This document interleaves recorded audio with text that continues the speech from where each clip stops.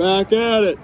Back aboard the old Viking replica ship by the old facility that they used to practice at. I'm wearing my Favre jersey today. So Beowulf, stanzas 24 through whatever we get through.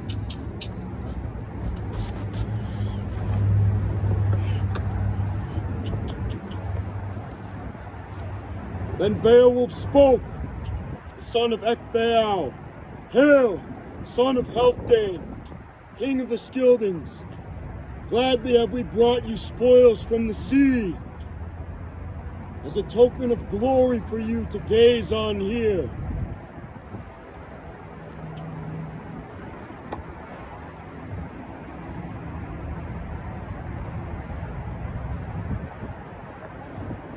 I barely survived the battle underwater, to return still alive, having done brave deeds under great stress. The deadly struggle at the start would have ended if God had not watched over me. I was powerless to prove my strength with hunting and the fearsome fighting, though the weapon was worthy. Yet the ruler over men then granted to me to see a wondrous weapon hanging on the wall, a mighty old sword, as God has often guided one without help from friends.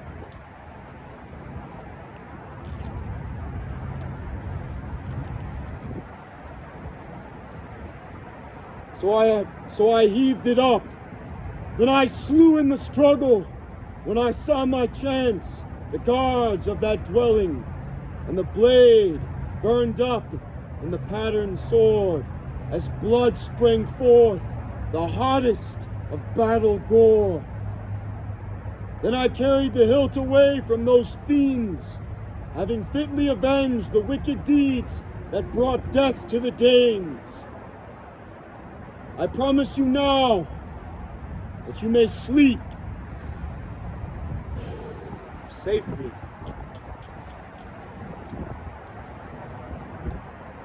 Here in Hailrot, with your band of warriors, and all the thanes from among your people, both youths and veterans.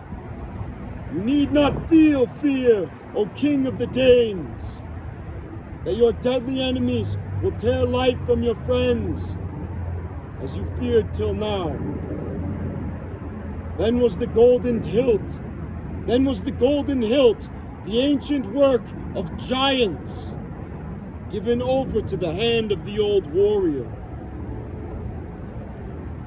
The hoary battle chief, the work of wondersmiths, passed into possession of the Lord of the Danes after the death of the demons. And the hostile creature, the enemy of God, guilty of murder. I want to pause. I think it's interesting that we have a recorded history of giants and the Vikings overcoming the demon giants of the north. Physical, factual evidence of giant lineage outside of the Bible. That's very interesting to me. Beowulf conquered the giant, just like David.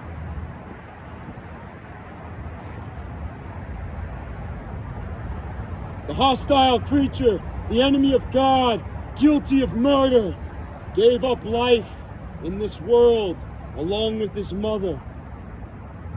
It came into the power of the best of princes, of those who held sway in this world between seas, giving rich gifts in the realm of the Danes. Then Hrothgar spoke as he looked on the hilt, the heirloom engraved with its tale of origins, of ancient strife, when the surging of the sea rushed in a flood, sweeping to slaughter the kinship of giants, of creatures estranged from the eternal Lord. Through the whelming waters, the ruler dealt them their final retribution. The name was made known, clearly marked out in the shapes of runes, shining with gold. On the sword guards, for whom the smith first wrought that best of weapons, with twisted grip and patterns of serpents. Thus the wise king spoke, the son of Healfdene, and all fell silent.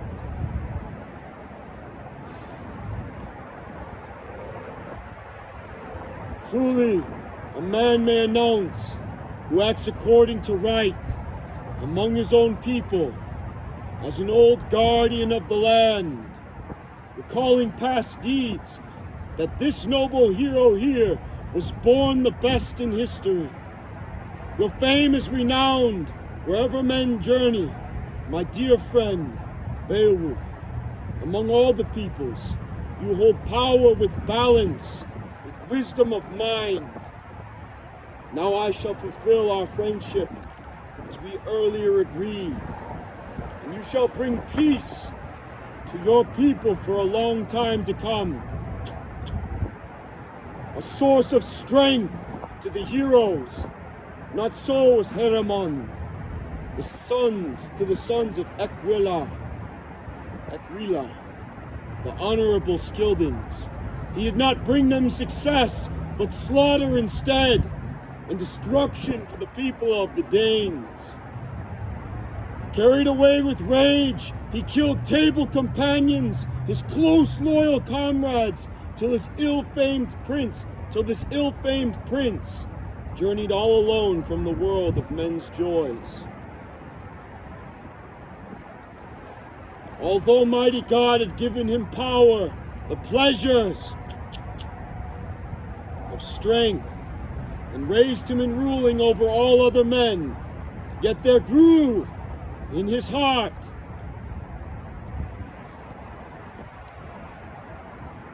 and the ruins, if you remember in my book, The Story of Blind Beauty, the Viking Firthark, those were ancient Scandinavian and German alphabets. They came from the ancient Scandinavian and German alphabets.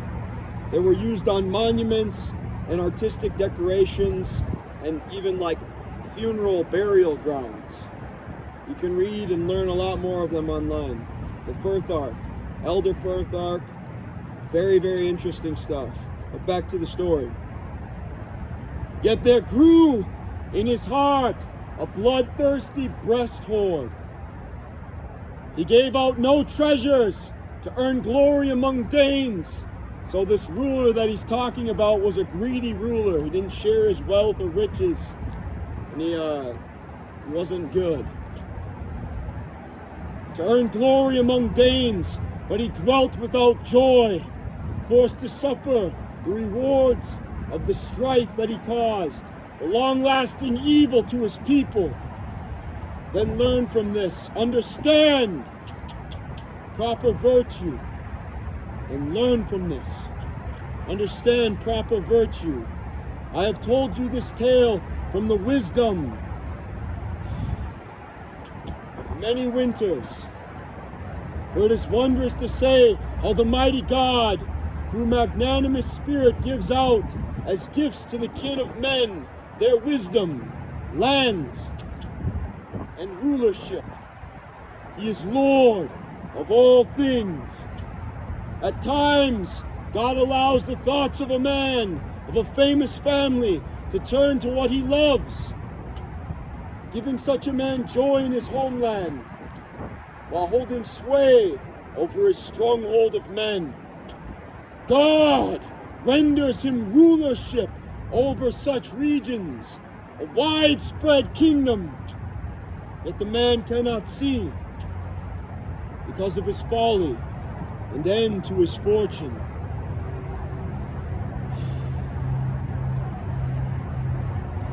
He lives his life in the joy of feasting, not at all hindered by sickness or age, his spirit not darkened by sorrow over evil, nor does strife from enemies display sword hatred, but fulfilling his desires, the world goes on.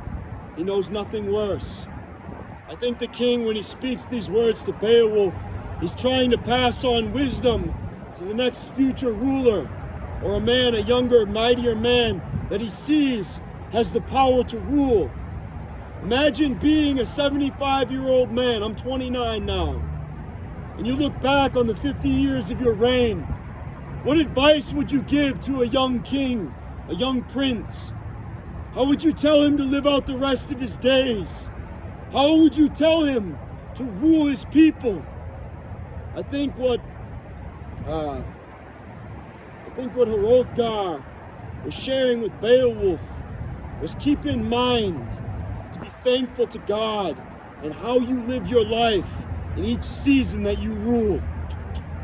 That's kind of what I get from this section. I have it kind of underlined there. Know how you want to rule at 29, at 30, at 40, at 50, at 60, at 70 years of age. Know how to rule your house well, men. Until arrogant pride sprouts in his spirit and grows large within, while the guardian of his soul falls off to sleep, a sleep far too sound. I don't agree with this. This is the part of the story of Beowulf I don't agree with. God neither slumbers nor sleeps. He's ever watchful. Do not be deceived, men. Know your God. Know his truth. Read Psalm 121 if you want the truth. But this is how this tale puts it. Asleep far too sound, beset by cares, with a killer quite near, who wickedly shoots an arrow from his bow, then hid in the breast under his helmet. By the piercing arrow, he cannot protect himself against the sinister commands of the evil spirit. Know how to fight Satan. When you hear lies, confront it with truth. Do not be deceived. His long-held treasures he thinks too little and grasps them grimly, not proudly giving rings graced with gold, forgetting and neglecting that the ruler of glory, God, had formerly given him prosperous destiny. His great portion of honors, Hrothgar's telling him about his own sins, I think, about his own shortcomings. When a king becomes proud, that's when his glory ceases to be great. Stay humble. Stay faithful. Trust in the Lord. Do not become proud.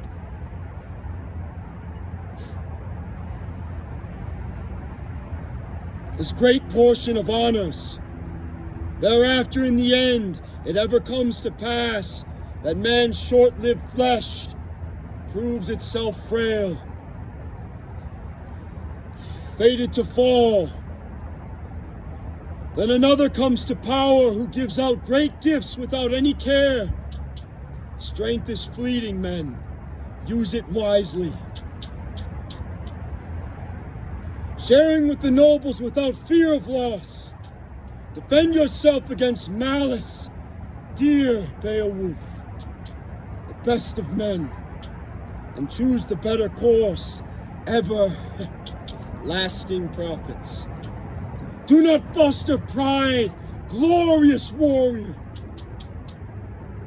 Then soon enough will sickness or the sword deprive you of strength. Great wisdom he gives. Do not foster pride, or it will be your downfall. Or the grasp of flames, or the surging flood, or the slashing blade, or the fighting of a spear, or horrid old age. The brightness of your eyes will diminish and grow dark. And then, even you, great hero among men, will go down in defeat to death. Thus have I ruled the Ring Danes under the heavens for 50 winters, waging war to protect them against many peoples throughout this Middle Earth, with spears and swords. So I did not consider myself to have any enemy remaining under the sky's expanse. But here, my homeland suffered reversal of fortune, of grief following happiness after Grendel, the invader, became my monstrous enemy for many years. Without any break, I bore that oppression with much sorrow in spirit.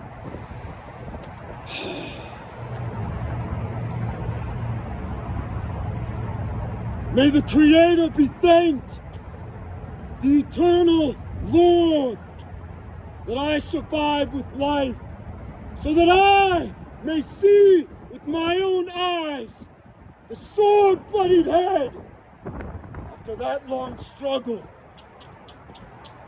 Imagine a king seeing a giant's head dead at his feet. How much joy would an aged king have in seeing his enemy dead before his feet? Just like Saul, when David brought the head of the giant and put it at his feet. Giant slayer, man! How would you feel? How would you feel? How would you feel? The feeling of a Viking victory! The feeling of a Viking victory!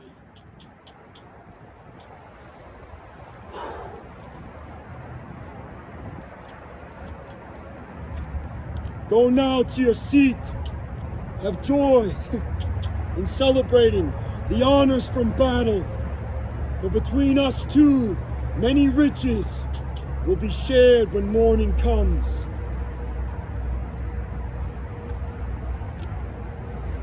In gladness of spirit, the Geat then went to seek out his seat as the wise king directed. By the way, yesterday morning I tried out for the Minnesota Myth. We'll see what becomes of that, if I make the team or not. And we'll see what goes on from there, but just wanted to mention that in this video.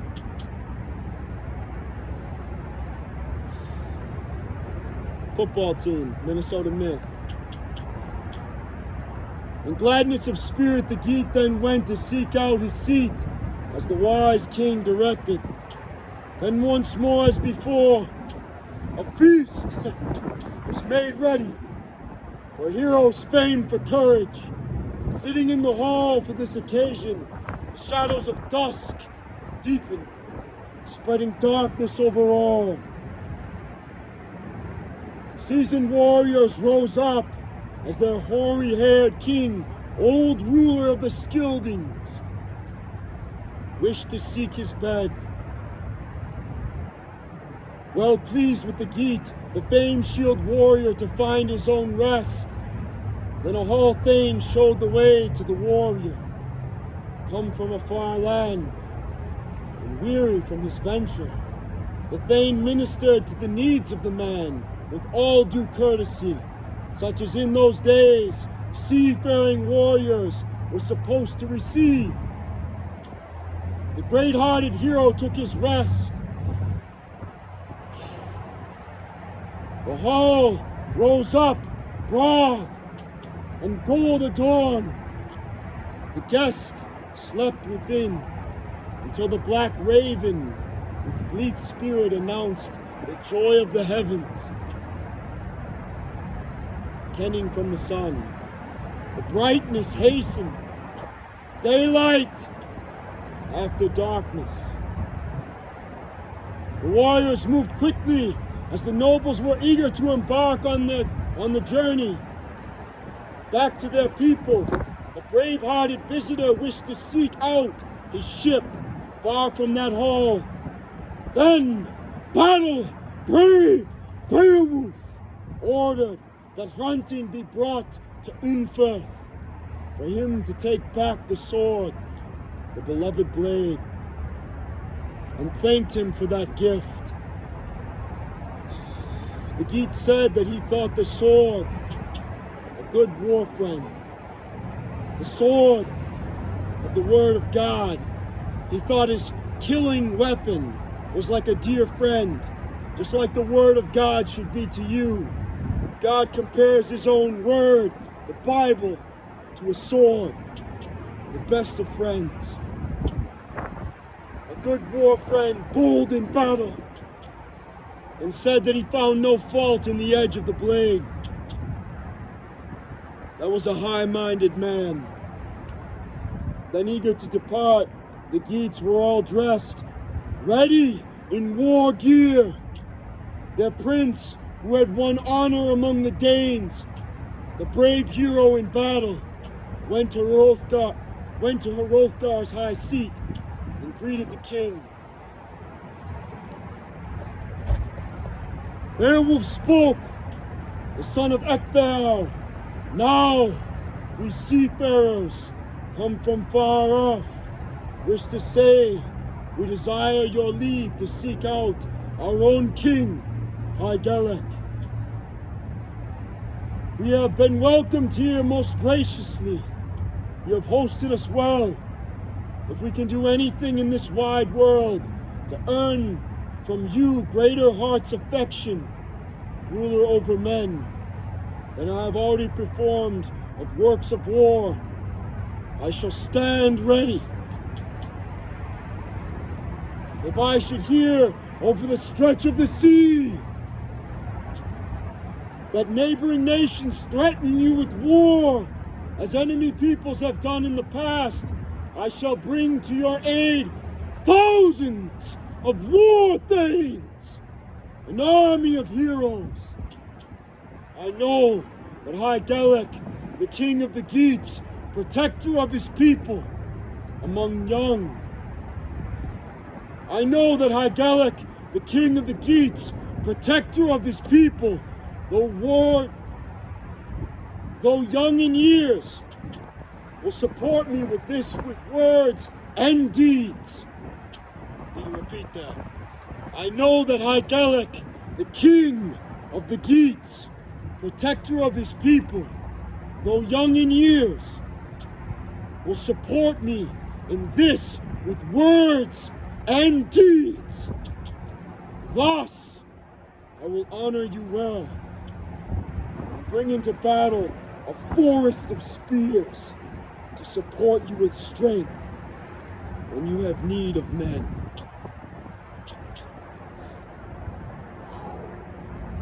If sometime your son, Herethric, should decide to come to the court of the Geats, he could count on finding many friends there. It is truly fitting to visit faraway countries for a man of real worth. Then Hrothgar spoke, gave reply to the Geat. The ruler of wisdom has sent well-formed words into your head. Never till now have I heard such mature speaking by a man so young. You are strong in might, prudent in spirit, wise in wordsmithing.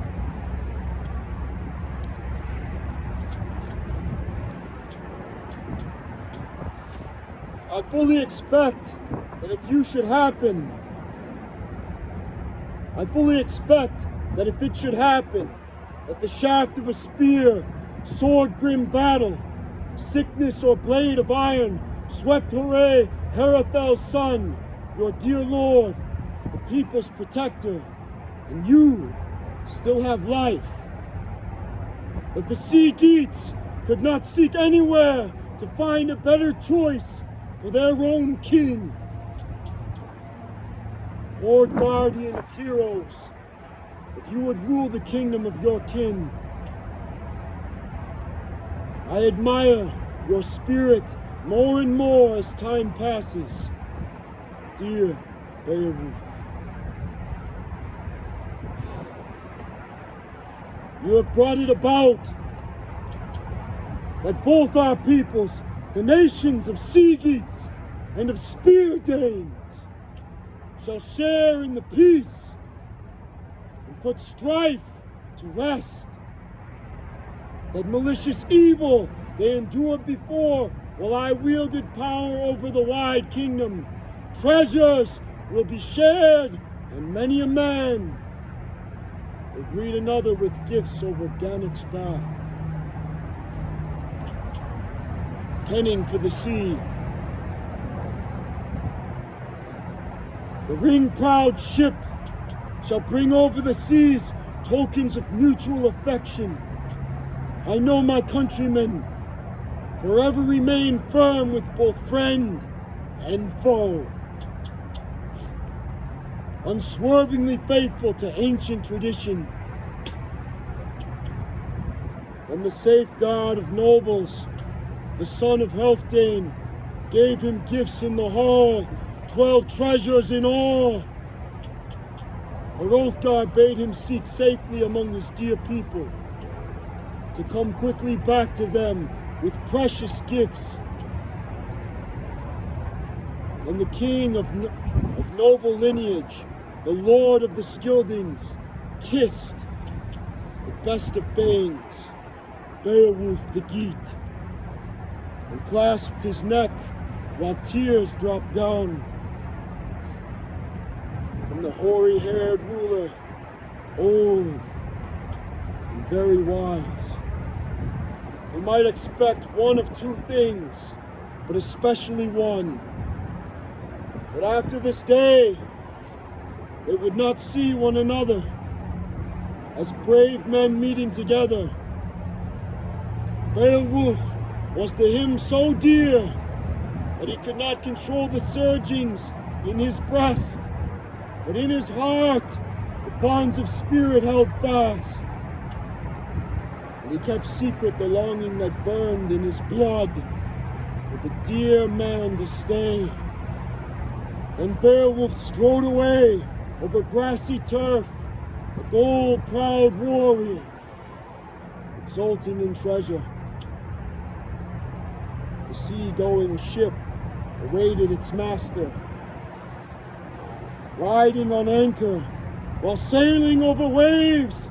The gifts of Hrothgar would often be praised, for he was a prince in every way blameless, until conquering old age, till sin which leads to death, as with many others, stole from him the joys of strength.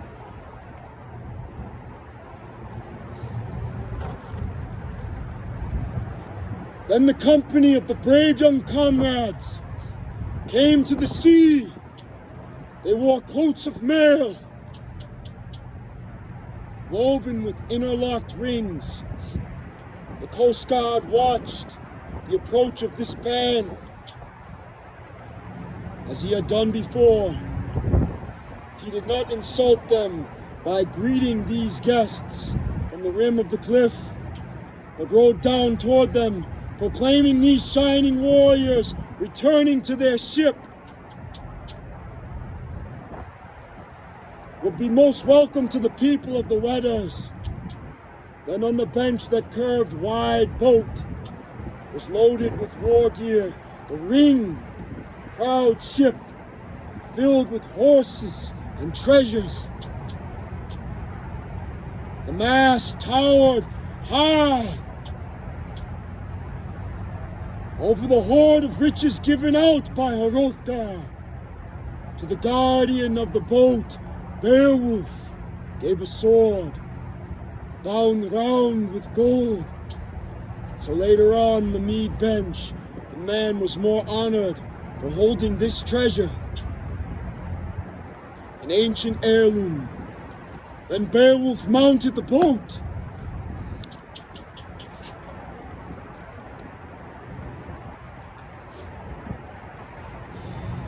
To drive through deep waters, leaving the Danish land. There by the mast was a sheet of sea garment.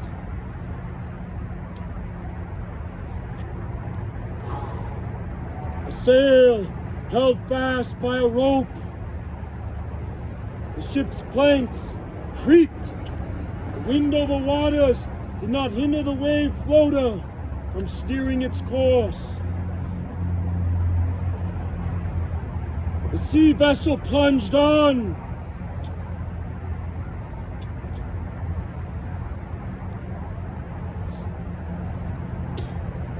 Its neck spraying foam floating over the flood. The tightly bound prow pitching over the streams, till the sailors could see the high cliffs of the Geats. Land! The Norse land! The Norse land overseas. Could you imagine? Pause. Could you imagine being on a ship like this, about as big, after coming back from victory and seeing your homeland? What song would you sing? How greatly would you rejoice? How beautiful the sight of Norse land, the land of the Northmen, the land of the Vikings. School! School! School!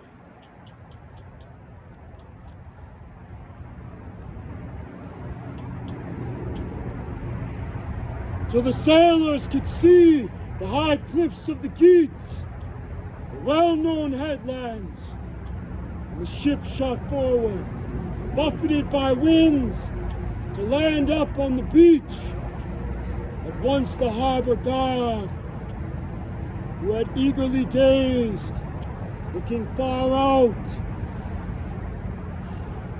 over the ocean for a very long time, expecting these comrades, stood ready by the sea.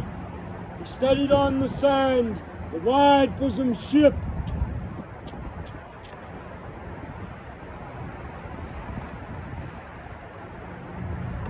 Made fast by anchor ropes, so the might of the waves could not carry away the fine wooden craft. Then Beowulf gave orders to bring the noble treasures, precious adornments, and plated gold,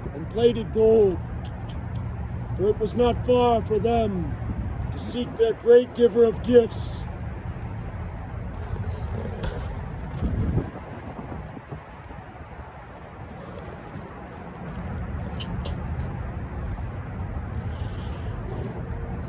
Their great giver of gifts, Hygelac, son of Herethel, where he dwelt at home, surrounded by retainers nearby the sea wall. The building was splendid, the bold king sitting in the high hall, along with Hygelac, his very young queen, who was wise and accomplished.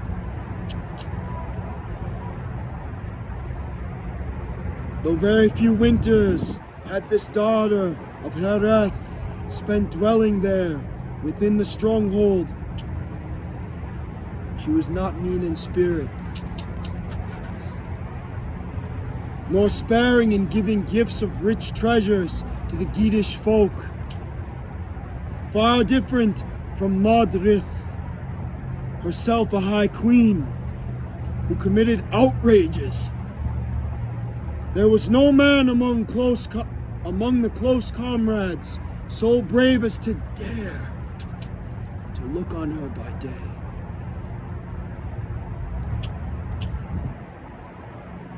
With eyes upon her, except her own husband, this woman was so beautiful that men dared not even look at her. What a beautiful queen. But he could not count himself destined for deadly bonds, artfully woven. I'm kind of wondering about that part of the section. Her own husband didn't know how to feel about how beautiful his wife was. That's how I interpret that, but it's still a question to me. It's still mysterious to me. There was no man among the close comrades so brave as to dare to look on her by day, with eyes upon her, except her own husband. But he could count himself destined for deadly bonds artfully woven.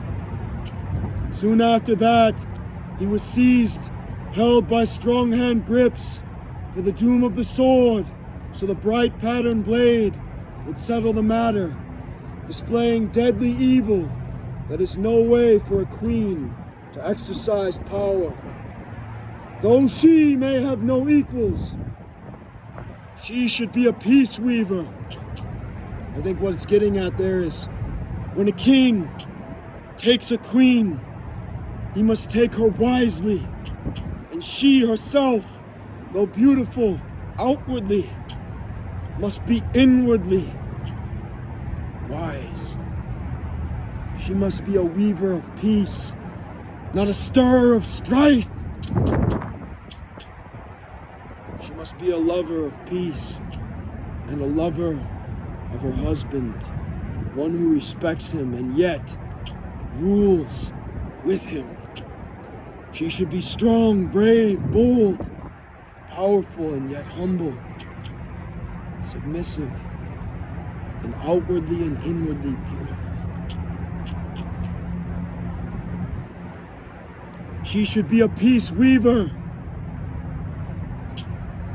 not fake a pretext to take away life from a loyal retainer so that queen may have killed her king. Not a way to rule.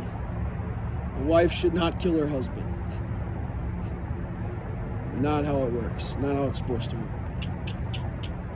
Not a fake pretext to take away life from a loyal retainer. So the kinsmen of Hemming put a stop to that. Men drinking ale told a different tale, that she produced less distress among the people, far fewer hostilities after she was given in marriage. Adorned with gold and of goodly lineage. To the young chieftain, following her father's advice, and sailed over the yellow waves to take her seat in Ulfa's hall. Afterwards, she made excellent use of her queenly throne, became famous for goodness, as long as her lifespan was ordered by fate ward. She held noble love for the chieftain of heroes.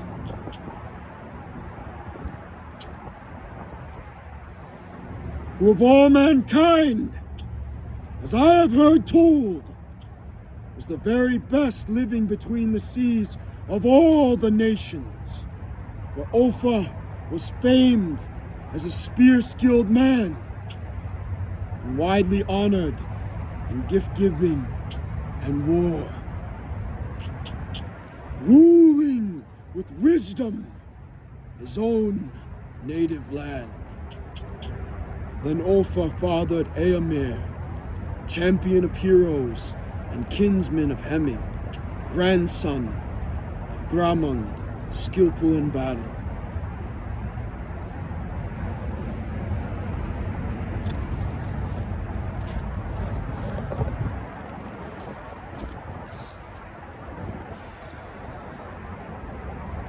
I think that's where we're going to stop for now.